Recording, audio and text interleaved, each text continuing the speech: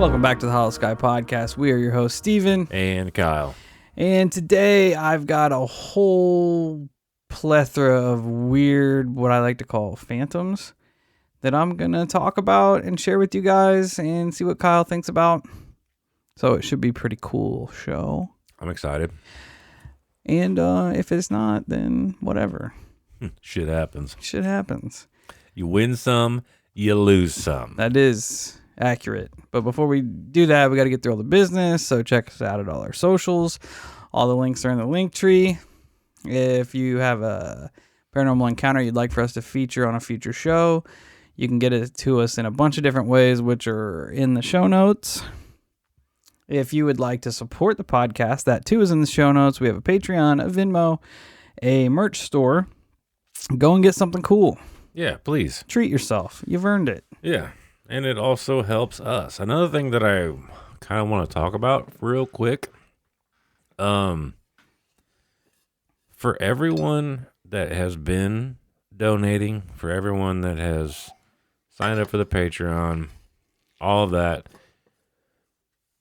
I want you to know exactly, A, we're very, very, very, very, very appreciative of it, but B, like the things that you guys are helping us do, you're helping us working towards getting me and Steve do, as a legit business. You are helping us get better equipment. You're helping us get cameras so we can start doing YouTube videos. So you can see our ugly faces all the time. And our reactions and like all of that stuff is going to very, very good use, and I just want to say thank you.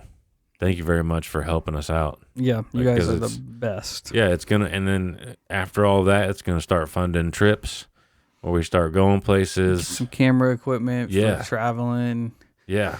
Going and seeing some weird shit. We got a bunch of stuff in the works. We're just trying to get to that point. Yeah, we're slowly clawing our way there, but and getting me a new chair. Yeah, since mine likes to deflate. It's busted. Yeah, I'll be sitting in it, and all of a sudden it just sinks on its own. I'm like, oh, that's cool.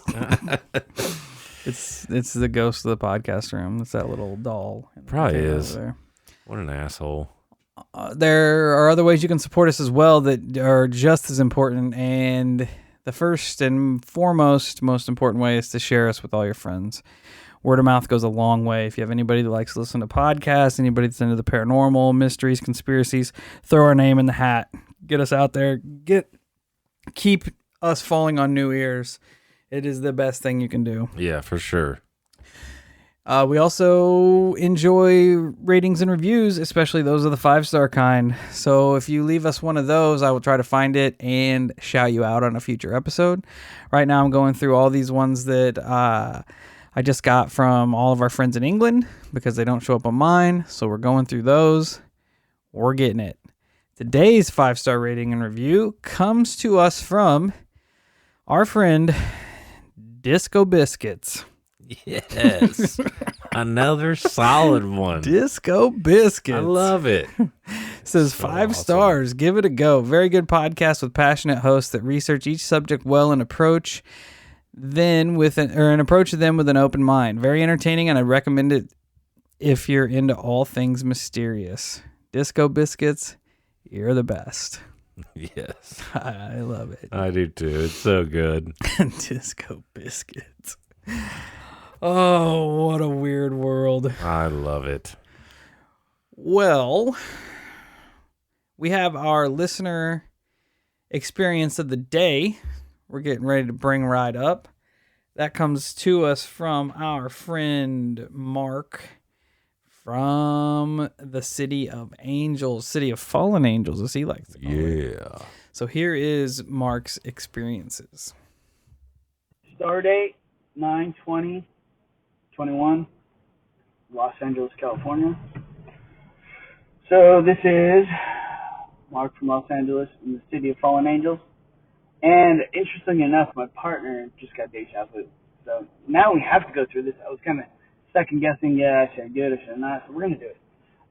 Just going to do a couple things on the paranormal and my experience, but also kind of building up to what kind of got me into like researching and living and listening to podcasts and paranormal.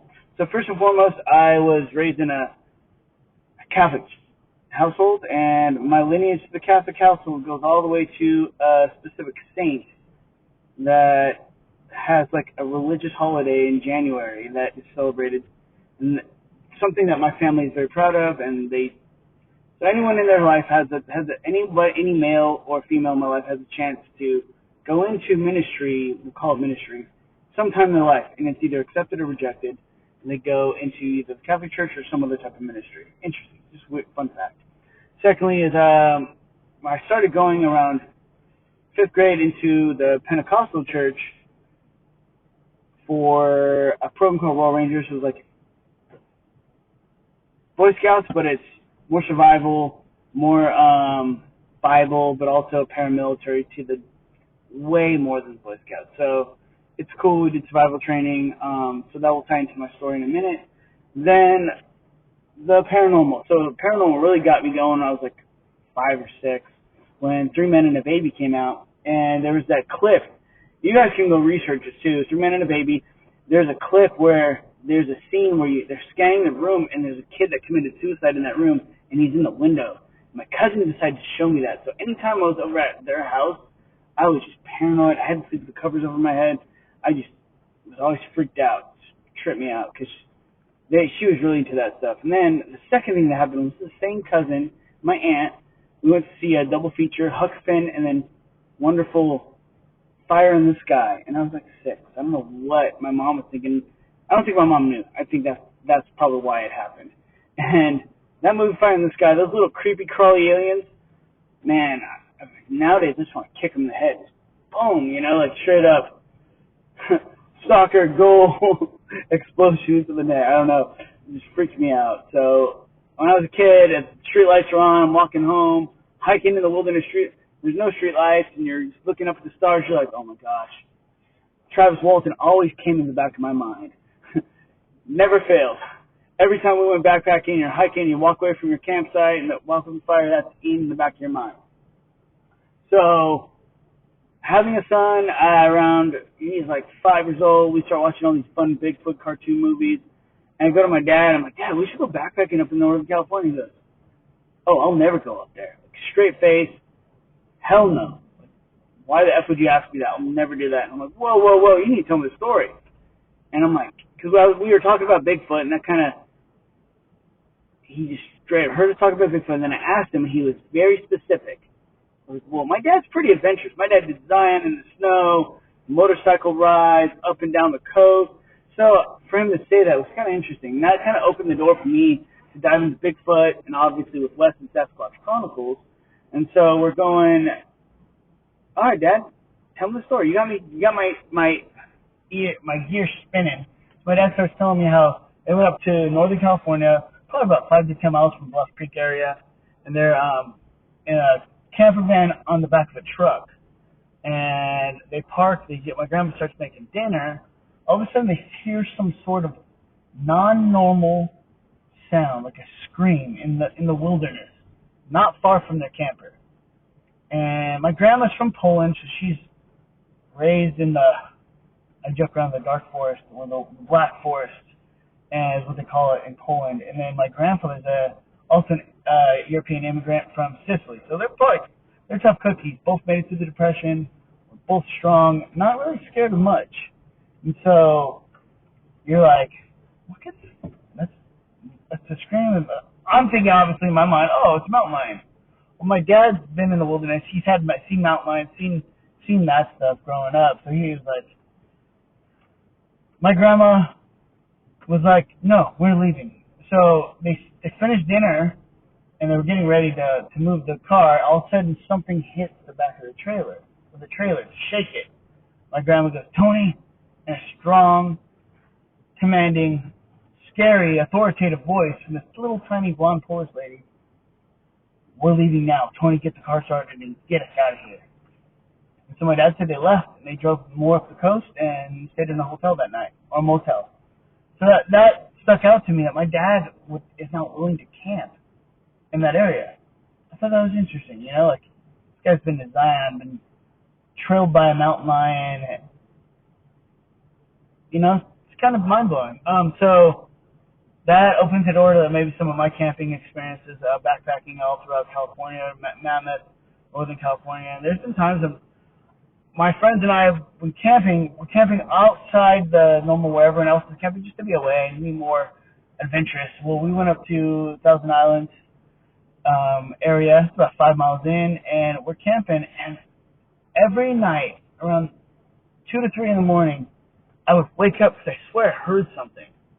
And it's like you're half asleep, you wake up, hear something, and you hear like heavy breathing. You're not sure if it's the tent down the way or if it's your partner. But I just brushed it off like, oh, I'm not trying to psych myself out. I want to go have fun tomorrow. So you go back to sleep. The next night, same thing. Or next early morning, same thing. So I don't know. It triggered a lot of things when people talk about their Sasquatch encounters on the Sasquatch Chronicles show, especially the Les Snead when he's in the tent with his wife and he talks about that, or his first wife out in the middle of nowhere. But we were up there for survival training, so honestly, we are too tired and exhausted to really even care. Like, it's basically you're building shelters, you're setting traps, you're basically pulling resources from the land to show you can make a meal, showing how you can catch fish on flies that are created from either bugs or making your own. And it was fun, but it was a lot of work. 13, 14, most of my friends out in the summertime going to fun, adventurous places to pick up girls. I'm up there doing survival training. Go figure. But yeah, that always kind of kicked in the back of my mind. So I have those two things like, ooh, Sasquatch. So like, it's very interesting. I have some paranormal stuff, quite a few of it, from my personal experience, and then I have some stuff from some of my partners that I've had. The partner sitting next to me, Cameron, he has a little ghost shadow figure that's like walks up and down the stairs. You can hear him, the little footprints pitter patter. Cam, you want to add anything to that? No? All right, he's a no. He's fun to have somebody to balance life out with during the day, especially in the city of fallen angels. But yeah, hope that interests you guys over there and all over the United States, the world. California is a weird place to be right now. It's awesome, it's fun, it's adventurous. So, thanks again for letting me share my story. Adventures is Daily Choice. Don't get it. Mark, my guy, thank you so much for taking the time to send your story in. First off, I want to say Fire in the Sky. Yeah. Hands down the scariest movie I've ever seen. It is pretty creepy. And I haven't seen it since I was probably about 8. And it is forever burned into my psyche. I think I've watched it twice. That syrup scene where he's under the table, like, I can't handle it. We're just running off. Yeah. Oh, yeah. I remember. Can't do it. I remember. Can't do it. And your Bigfoot encounters from your family, and it kind of plays into the Dogman show we just recorded that will be out the week prior to this. Previous. Yeah. It kind of speaks volumes to what you're dealing with when, like, you have your grandparents who you said are like kind of the old school hard ass. Yeah, exactly. And when they start showing that they're scared, it's something you don't want to mess with. Yeah, for sure. If it's out of their element, it's out of your element. You're just going to take their word for it and you're going to roll. Yep. 100%. I've never been to California, but I would like to go to Northern California just because of the wildness of it all. I would just like to forests. see a redwood tree. Yeah, and a in Bigfoot. Person. And a Bigfoot. Yeah, not an angry Bigfoot. No, not one that just one hanging out, throws shit at me and or just tries to beat your car up. Yeah, same. Give you a damn clothesline car. Stand there and flip your car over. Yeah, give your car a suplex. Yeah, that'd be sick. The twist of fate. I would almost sacrifice my car if Bigfoot were to suplex it. Or twist of fate. Or give it the twist of swanton bomb off the top of a redwood onto my car. Well, I mean, I thought it was like I'm picturing a Bigfoot giving a car a twist of fate, and then you topped it with Swan Top Mom off the top of a redwood. That would be impressive. It'd be worth the trip. Absolutely. We Because get sidetracked easily. at the end of the day, your car is dead, and so is a Bigfoot. Yeah. Yeah. So I mean, it's a win-win. It is a win-win. The redwood is the winner. Win-win. But yeah, thank you for taking the time to Appreciate sit it you. in. It is a weird world, man. Dude, I was literally getting ready to say the same thing. It's a weird world. There's Life some is crazy fucked. shit out there, bro. And we're just here to catalog it. That's we right. want to hear all the weird That's shit. right. We don't have answers for any of it. So don't come to us for that because we can't help you. No, But we're pretty good. We're here to at listen to it and we're here theorizing. to put it out there. Yeah, well, so everybody else can hear it and they can find answers. Speaking of which, we're going to jump right into my episode today. Let's go. So I'm calling it Phantoms Everywhere because Not Phantom of the Opera. it could be. We haven't got that far yet. Oh, okay. Sorry. But Spoiler alert. what kind of set it off was our Mad Gasser episode. Yeah, Like that was a weird episode. definitely. You know what I mean? So Yeah. I started looking into it and I'm like, how many more of these cases are there of just weird ass encounters with things that could be human, maybe not human? I don't know. Who knows? Whatever. But I found a couple of them. I'm going to put it out there. There's a couple that I didn't do that I might talk about. I haven't decided yet. But we're just going to roll with it. Hell yeah. So, as we know, the Mad Gasser Mattoon was pretty wild. They wrote it off as mass hysteria, which is the craziest shit I've ever heard in my life. But Agreed.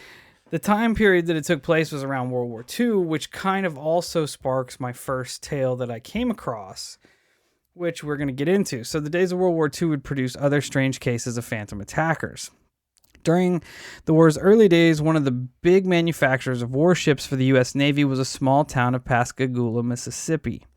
Even as its population dramatically swelled in relation to its kind of manufacturing boom as it's pumping out all of these warships, the town would become notable for an even stranger case of mysterious phantom intruders. In 1942, a strange, elusive prowler would begin to stalk the town, and although not as violent as the Mad Gasser per se, it is definitely no less weird. The attacks would commence in June of 1942, when on the night of June 5th, a mysterious intruder would break into the house of Mary Briggs and Edna Heidel.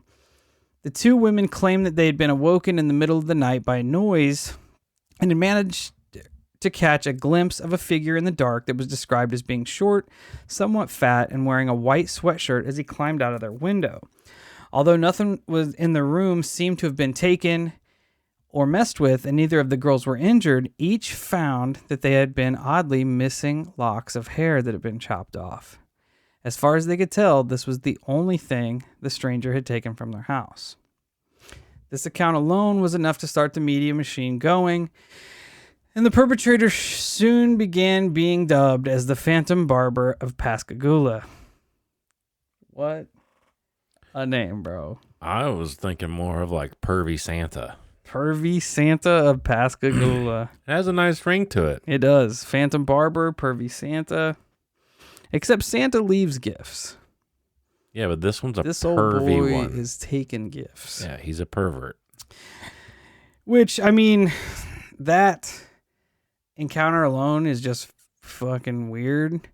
But our guy is not finished. Oh, interesting. Not long after the initial attack, Pervy Santa, Phantom Barber, would cut open a screen door and walk into the PD home. Yeah, Peattie, PD, we're going to call it that. Sounds good. To snip off a lock of hair from the family's 6-year-old daughter, Carol. Nope. A footprint ringed by sand near the window would be the only other evidence left behind. Oh, there would be a body after that one. Dude, yeah. That's the worst. That's crossing the line there, Pervy Santa. Several other reports came in over the next several weeks of people complaining of a mysterious trespasser slitting open window screens and entering homes only to shear off portions of hair from the victims. In every case, the mysterious prowler seemed to prefer blonde hair. Although no one was apparently hurt, the intrusions were still enough to instill panic in the population already on edge due to the giant world war.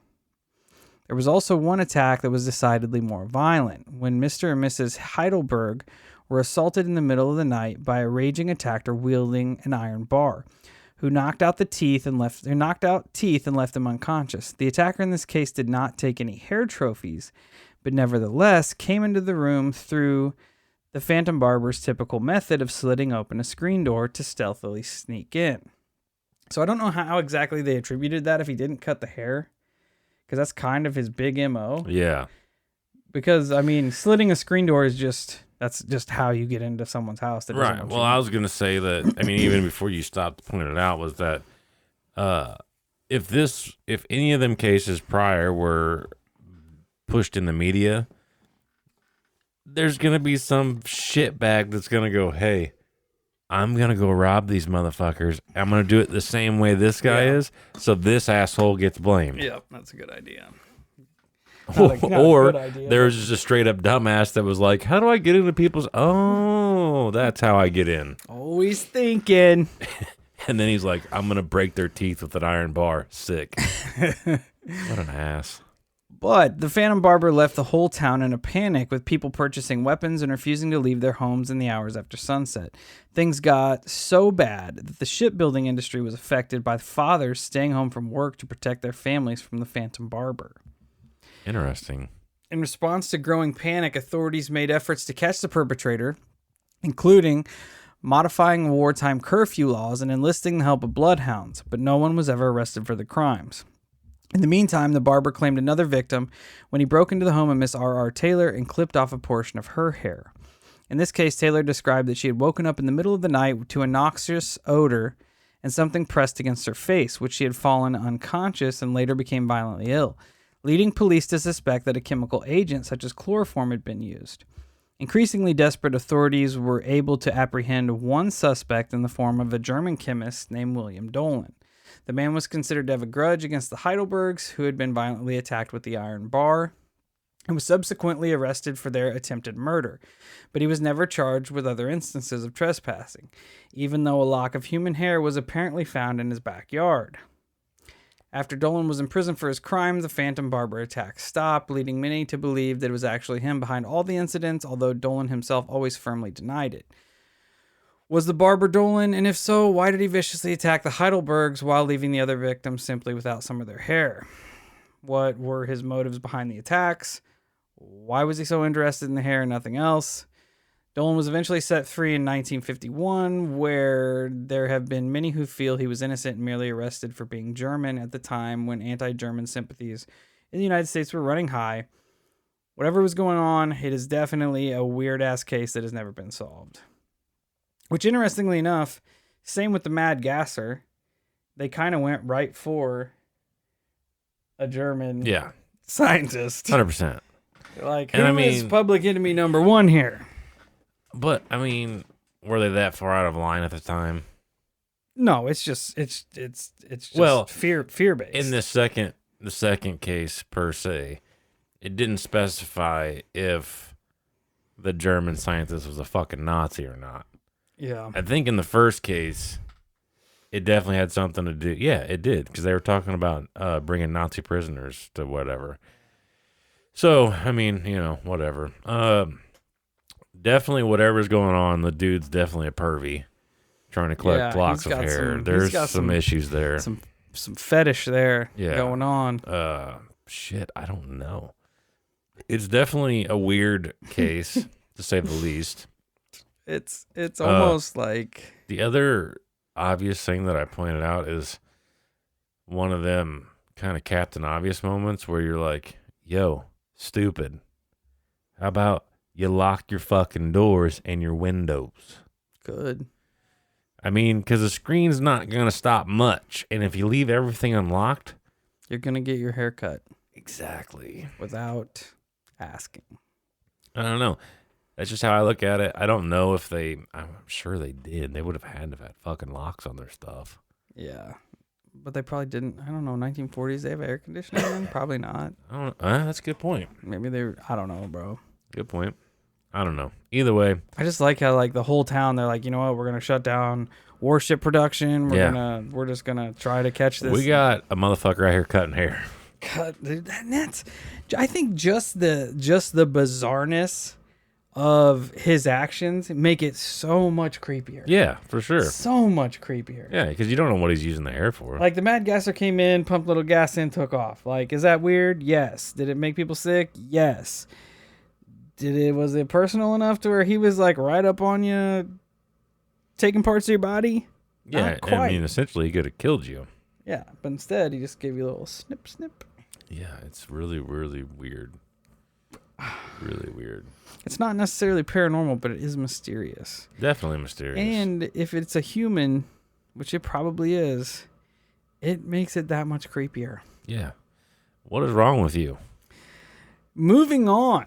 Let's go. Next, we have the case of the Black Flash. This encounter takes place in Massachusetts, Provincetown, specifically in 1939, when a group of children basically came home scared to death, crying, shaking with fear, talking about a monster that had chased them home after school. Something big, said to be snarling and growling, that was dressed in all black and moved so fast that they only caught glimpses of it in flashes. Despite their cries, parents were like, yeah, sure, there's a monster chasing you, blah, blah, blah. Nice imagination, kid. Nice lie, little kids. Right. Until a woman, Maria Costa, was walking home by herself one October night. Then the town folks began to believe this wasn't a figment of children's overactive imagination. As Maria was walking home, she passed by the town hall, and out from the bushes, an impossibly tall humanoid figure dressed in all black lunged out in front of her. She reported that the creature had glowing blue eyes, pointy silver ears, and the ability to bound and jump like a gazelle. Terrified, she sprinted to a local coffee shop crying and screaming, where several men inside were to pursue the creature only to find nothing. The police reportedly laughed off Miss Costa's encounter after taking a statement from the visibly distraught woman. But over the next few weeks, their attitude would change. Several more residents reported being bound out of nowhere right in front of them as they were walking about town. Yes, let me read what I wrote here. Several more residents reported the being bounding out of nowhere right in front of them as they walked about town. Some referred to it as the Provincetown Phantom. Some the Devil of the Dunes, which is a dope name. It was kind of cool. I like that one. But it's mostly known as the Black Flash because of the reported long black cape it wore and its seemingly superhuman ability to outrun any pursuer or before anyone could actually get a very specific look at it. The reports started coming in so rapidly that the fiend was terrifying more and more people. The police had no choice but to investigate. The increasing number of calls, along with the actual reports, started to give the Black Flash a supernatural reputation. Some nights would involve multiple sightings from opposite sides of town, sometimes simultaneously. It's reported that a call would come in from the west side of Provincetown, reported that it ran through a yard on Tremont Street. Then, just a minute later, another call would come in from a home on Howland Street on the opposite side of town, begging for officers to come as fast as they could, completely on the other side of town. No human could have moved that fast, despite any modes of transportation at the time. So either people were just freaking the fuck out, or it's legitimately Black Flash. Or there's multiple. Oh, yeah, good point. A teenager coming home from the library was accosted and claimed that the figure spewed blue flames out of its mouth. Good. Supposedly, the police had it cornered in a school playground with a high fence. 4 officers entered the playground with guns drawn, telling the Black Flash of Provincetown to surrender or they'd fire. It laughed in their faces and hopped the 10-foot fence. The officers shot, but either missed or their bullets had no effect. One of the officers claimed the face was a silver-painted mask. Even if it was a person in disguise, the locals believed it possessed a superhuman powers. Bullets seemed to have no effect. It could jump amazing heights and move at incredible speeds. Charles Farley saw it fenced in his backyard and blasted it point-blank range with a shotgun. but it simply laughed and leapt the 8-foot fence. Okay. So now we just have supervillains. I hope. Please. That's all it is. That's all it is. He's a fucking supervillain. He did get blasted. Yeah. And I love how, like, every time he's borderline cornered, he just goes, haha, jump. See ya. Like, he just laughs at him and then jumps. Yeah, it's just like, and for anybody who's wondering what I'm doing right now, it's just giving the middle finger. Yeah, that's what he's doing. He's going, see ya. One skeptic who So put weird. forth this view found himself face to face with the Black Flash and said he was large, very tall, and definitely human, wearing a cloak and hood with silvery eyes that glowed in the dark. He told the creature to get out of his way, only to have his face slapped so hard that it knocked him to the ground. After that, he was a believer. So this guy is not only a supervillain, he's a troll. And doesn't give a shit. Yeah. Somebody's like, get Dude. the fuck out of my way. And then he just, Backhand. yeah, he easily could kill the guy. He could hurt him in a He million different ways. He could have blew flames at his face. That's true. But he's like, no. Just going to smack you. Smack. That's for disrespecting me. It's great. It's so fucking weird. I don't even. It gets better. It gets Oh, better. great. We're gonna roll with it because it Well, gets he's got better. blue flames coming out of his ass. he probably does. The last reported sighting of the Black Flash was from a group of kids who claimed to have spotted it coming toward them from the fog. After running home and finding the house empty, they locked all the doors and listened in horror as it tried to make its way inside. So you got all these little kids that are scared as shit with this local terror on the loose trying to get into their house. One little dude's like, you know what's going to fuck this guy up? I'm going to put some water on to boil and I'm going to dump it on this dude. So, Okay. little dude puts the kettle on to boil, gets it screaming. He runs to the second floor and douses this mug with He actually boiled gets in. water. Good for him. And they said that after that night, the Black Flash sprinted off into the fog, boiling came back. alive, never came back. The police couldn't handle it. The posses couldn't handle it. But little Bobby down the street, gonna make some tea, Got this fool. serves him. What the fuck? There's so many different reports. People have reported, theorized that it was a local athlete who would have been strong enough and tall enough to fit the bill. I don't know how he would have took a shotgun blast point blank to Or the just chest. straight jump a 10-foot fence. Yeah. They think it maybe have been a tourist that stayed past the normal touring season and just lived Jumped a hidden. 10-foot fence. Yeah. Well, I mean, what about And wearing a cape. and breathe blue flames? With silver eyes and face paint. People thought it might be a tourist that hid in the dunes just out to scare people. A retired police chief of Provincetown, he reported that it was 4 locals just playing a hoax. Oh, okay.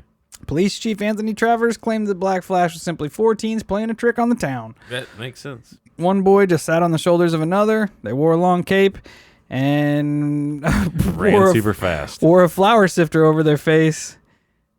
And the device's handles were the large silver ears. Oh. How they were bulletproof, Anthony hasn't figured that out yet. How did they run super fast, too? How did they breathe flames and jump 10-foot fences? It's a valid point. Yes.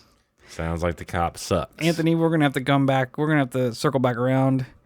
We're going to need you to reinvestigate this, please. Yeah, because you fucked up. Yeah. You dropped the I ball. know this was 1939 and you're not alive anymore, but you had your chance to shine and you went with the flour sifter. You dropped the ball. Yeah. And you also stole credit from a little kid. Yeah. Who is Not the very real, who's the real damn hero? Yeah, he's the MVP. Little Bobby from down the street said, you know what? I'm sick of this dude. I'm sick of this dude terrifying my town. Halloween's coming up. What a badass. Halloween's coming up. I want to go trick-or-treating. We're on the verge of World War II. I'm going to have to deal with that shit in a couple years. Right now, I'm just sick and tired of this guy. I'm getting ready. I love that it's like some just straight Dennis the Menace Scooby Doo shit. I thought Like you were like Home Alone shit. Yeah, I thought you were literally gonna say that dude had every intention of breaking into the house. So kid pours water on the floor. So when he runs across it, he slips and falls. He's too fast to slip and fall. No, but he'd hydroplane. He would hydroplane. All right. Because running that fast, you know you're gonna wear your sneakers out. That's true. Look at Sonic. Gage said he's faster than Sonic, I believe it. but not faster than the Flash Or Harry. or Harry. I don't even know who the fuck Harry Is is. his friend at school. He's the fastest kid alive. Harry is pretty fast. Yeah, that's true. All right, moving on. Next, we got one. The Phantom Whistler. There are just some weird. There's some weird motherfuckers around here, man. In 1950, in the sleepy town of Paradise, Louisiana, Paradise, Paradis, is that Paradise? Paradise? Louisiana, 18-year-old Jacqueline Cadow began to be visited in the night by a very odd intruder. The unseen stranger had a habit of hiding in the bushes near her house at night, often right under her bedroom window, and whistling wolf calls. I don't know what a wolf call is. Maybe but like a cat call. could be. On every occasion, a search by the family of the entire premises turned up no sign of the mysterious trespasser, yet the whistling continued for months. Sometimes heard by neighbors, people passing by. It was definitely not just Jacqueline that heard it. It's certainly odd enough, but the mysterious whistler would soon kind of gravitate to more ominous activities when Jacqueline became engaged to State Trooper Herbert Belsom. The whistling changed from random wolf calls to the sinister tune of a funeral dirge.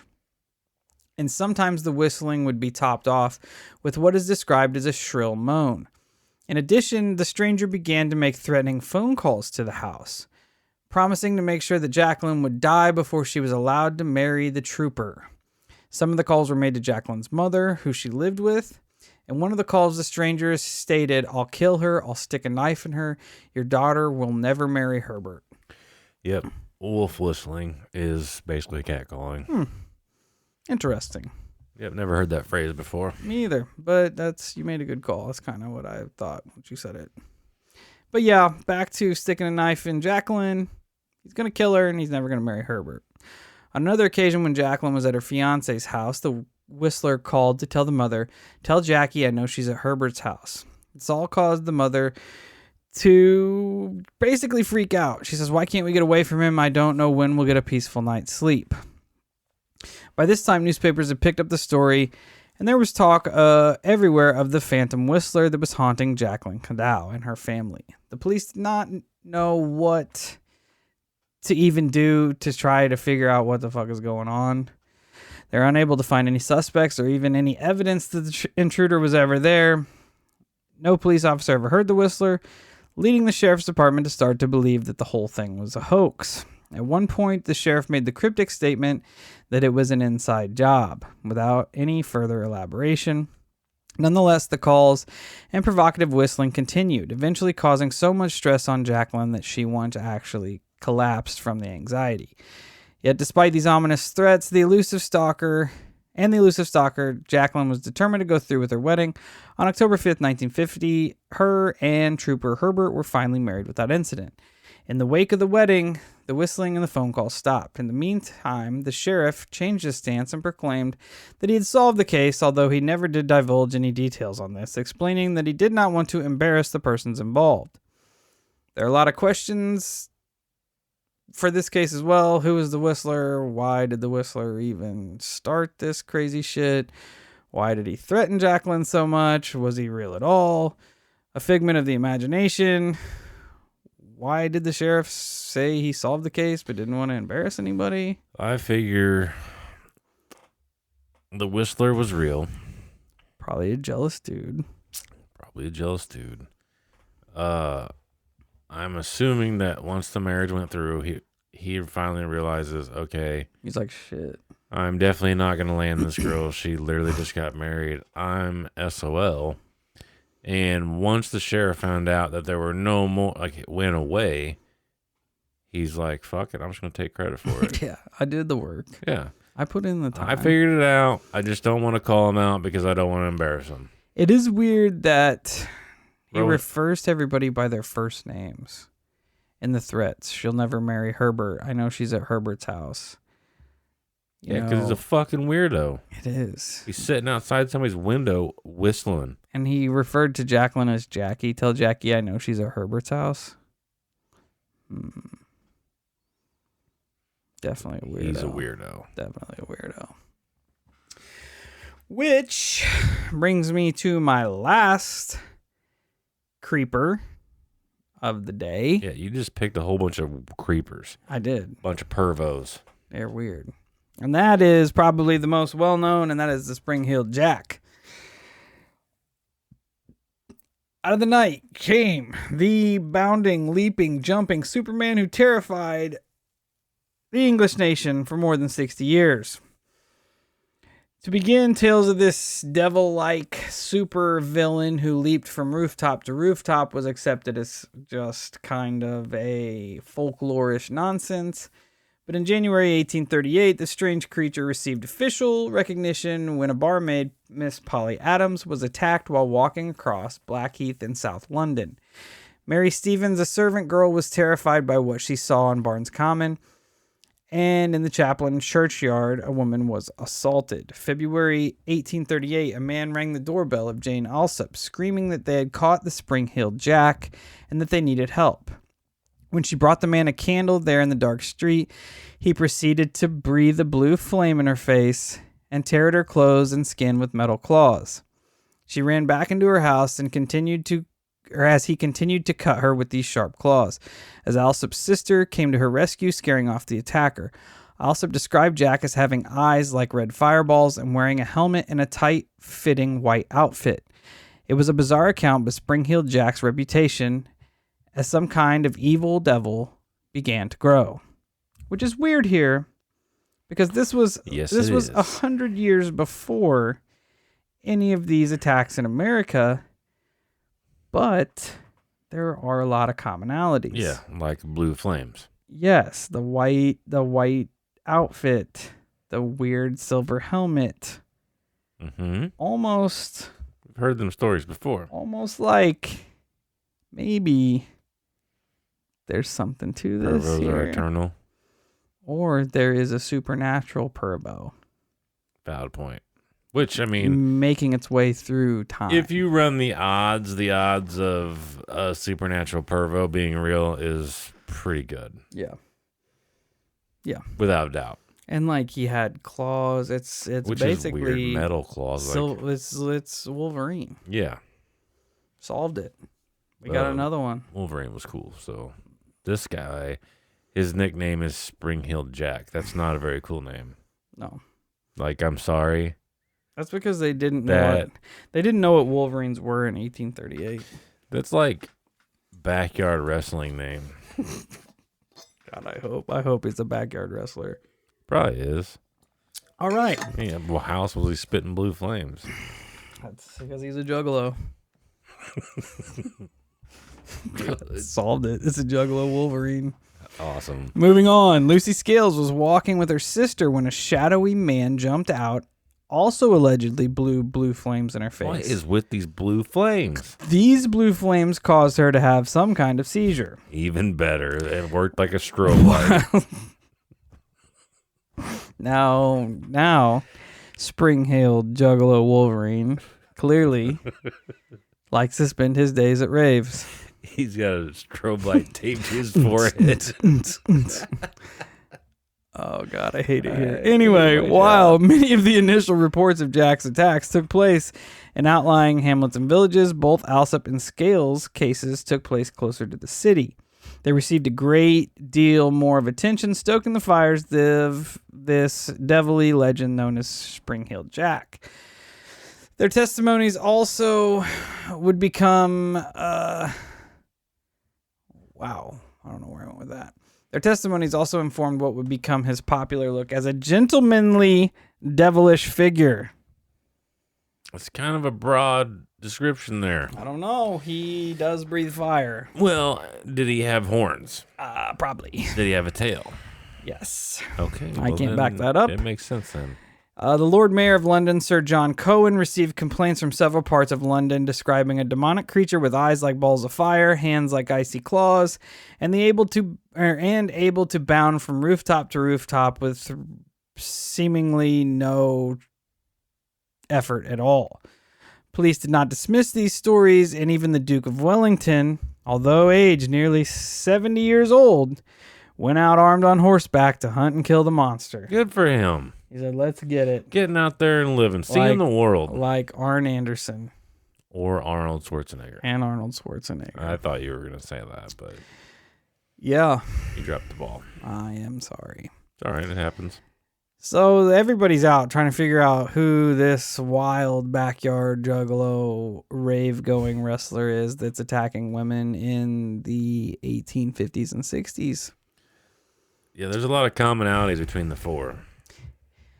Even the army in 1870 set up traps to catch him after a bunch of sentries reported being terrified by a man who jumped on the top of their 10-foot sentry box. The sentry on duty at North Camp peered into the darkness. His attention attracted a peculiar figure advancing toward him. The soldier issued a challenge, which went unheeded. The figure came up beside him and delivered several slaps to his face. Another fucking face slapper. Yeah. Like, that's just no respect. No. He says, "Oh, you're a guard?" He reminds me of like Sprap. he reminds me of like if I had to picture him, I picture the human version of Pepe Le Pew. He has that like arrogance to it. You know what I mean? Like one of them dudes that would take off their glove and go "Shap-pap-pap," and just smack you with it a couple times. Yep. And Pepe Le Pew was borderline a pervo. True. Not as far as these lovely people. Spring Heel Jack whatever they are. wasn't necessarily a pervo. He was a pervo. He did claw some ladies' clothes off, so See? that is pretty pervy. Told you. All four of them have been pervos. Seeing the sentry getting his face smacked caused a guard nearby to shoot at one Spring Heel Jack Okay, that right there seems like a very poor decision. with no visible effects. Some sources claim the soldier may have just been firing blanks, but they're not sure. Some say that he doesn't just make flat sense. out missed. Others said he just fired warning shots into the air. No one was really sure of what the fuck was going on at this point. Well. People were getting smacked in the face. Other people were just shooting guns everywhere.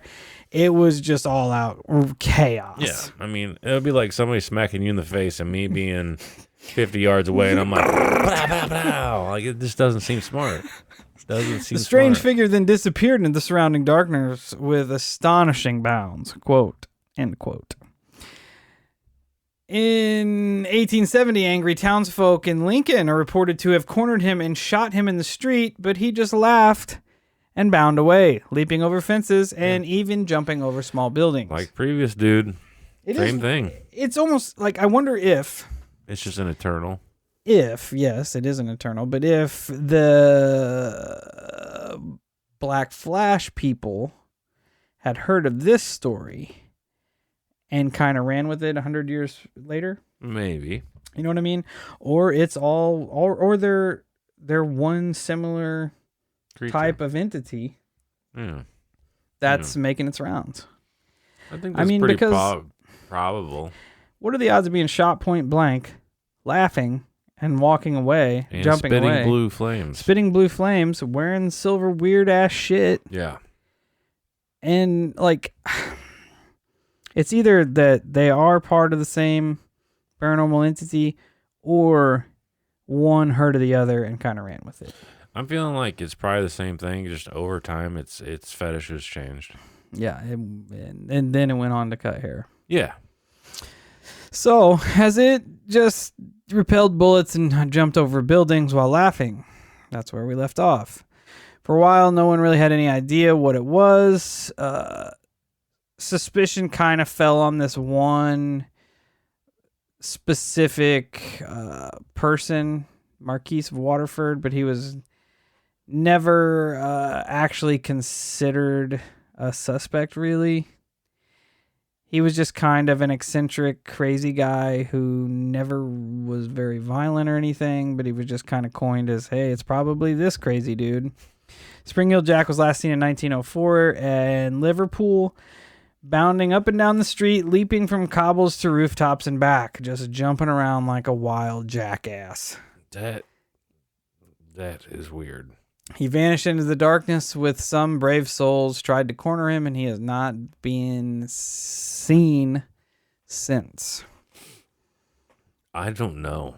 Like, I don't know. Like we kind of poke fun at it a little bit. Yeah, but there are similarities between all of them. That sucks. And it even almost, some of it kind of ties into the Mad Gasser as well. Yeah. Because which one was it? It was either the haircut guy or whoever it was caused somebody to pass out, which they thought was chloroform. Yeah. I don't know. But at this time it was strobe lights. There was also there's more of these. I just picked these out because they had the most meat to their stories. But there was one called this one is probably specifically gonna stand out to you, Kyle. Speaking of pervies, but his name was Tom the Whooper.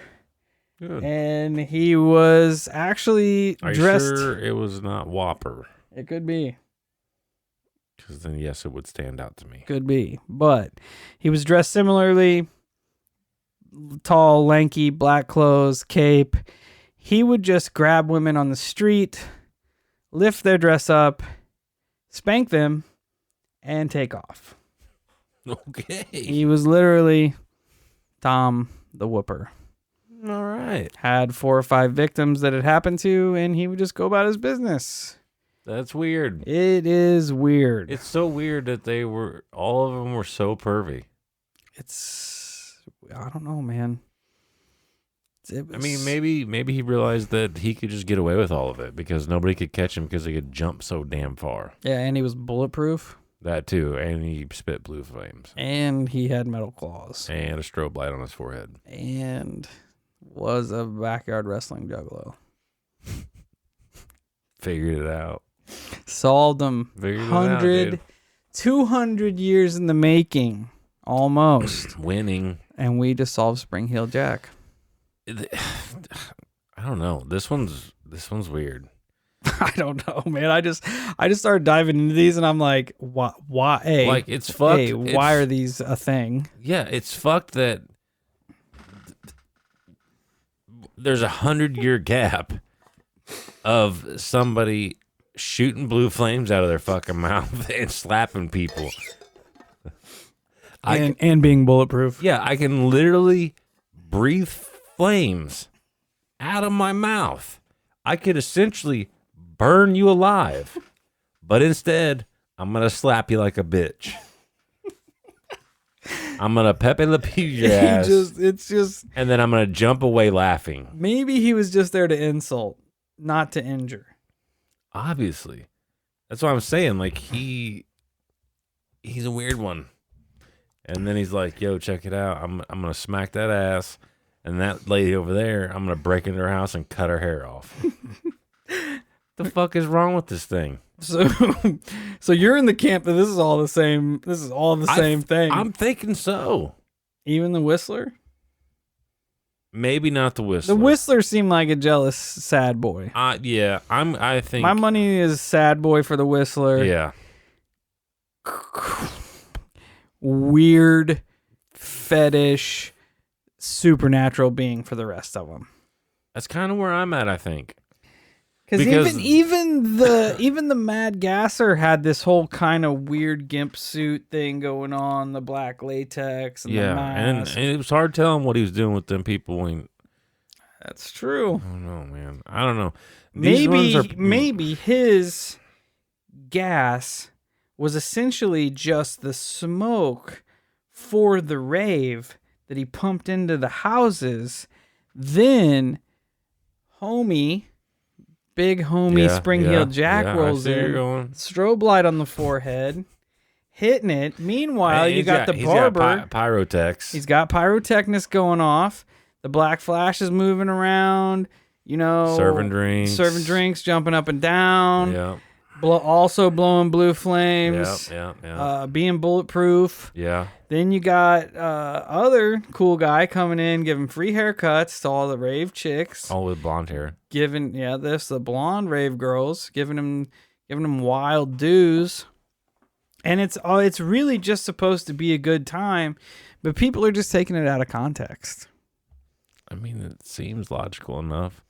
I think we've solved it. I think we are no farther away than we are close. That makes sense.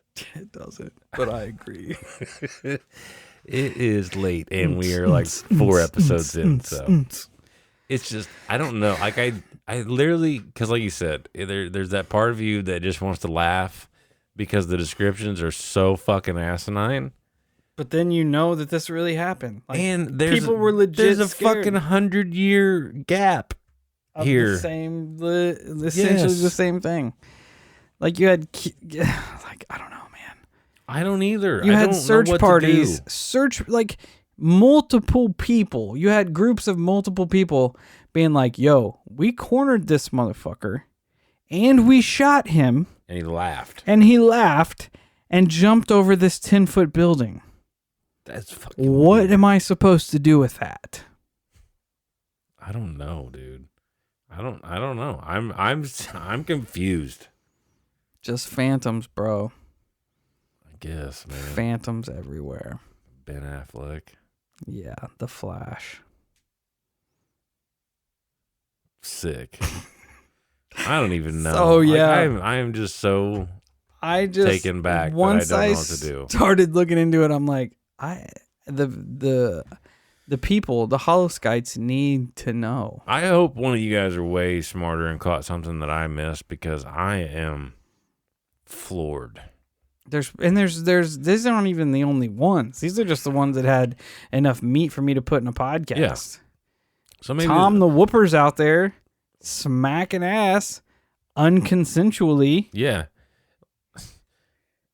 I don't know. Maybe it's the same dude just bouncing all over the planet, just doing whatever pervy thing he wants to do. He's like an interloper.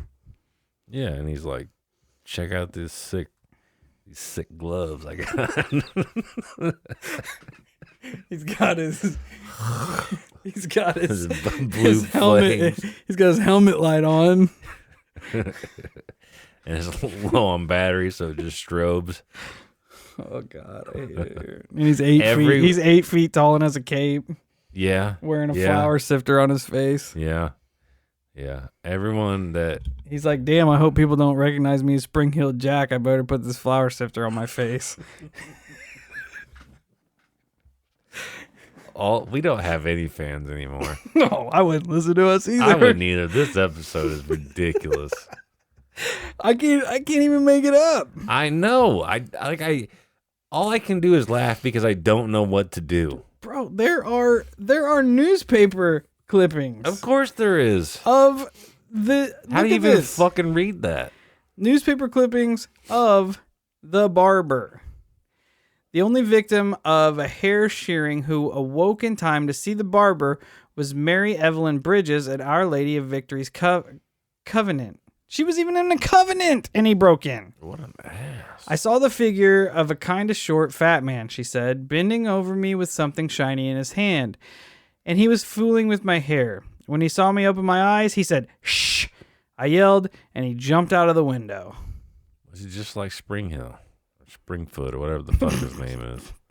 Lightfoot Juggalo. It's just, I don't know. That's why all I can do is laugh. This this is creepy. Fucking stupid. This is gonna be the cover of the episode. The new logo. Yes, it's gonna be the new sticker. We'll have you put it in paint and just draw Hollis guy with a triangle on his forehead. And I'll just give him a little talk bubble, say whoop whoop. I hate my life. Anyway. I hate my life. I hope that you all enjoyed this more than we did because I don't know. I'm sorry. I don't know. It's real. And I mean, it's real. People and believe it's real. A borderline It's like borderline scary and hilarious at the same time. I feel like it's only hilarious because we're here now. If we were in the 1940s or the 1840s and someone was like, yo, there's somebody outside who's bulletproof, who's breathing flames, who has giant metal claws, and Just smacking your old lady's ass. yes, I'd be like, what did you just say to me? Well, and possibly sneaking in and cutting their hair off. Yeah, and giving your old lady a free haircut. Yeah, that would be a different situation. Yeah, I feel like we're looking at it now in light of the world today, and we're like, man, that doesn't even really sound that bad. Yeah, it's not even that scary, dog. But then I don't know. So yeah, I got another news story here. I got newspaper clips here. Woman's hair snipped by phantom barber.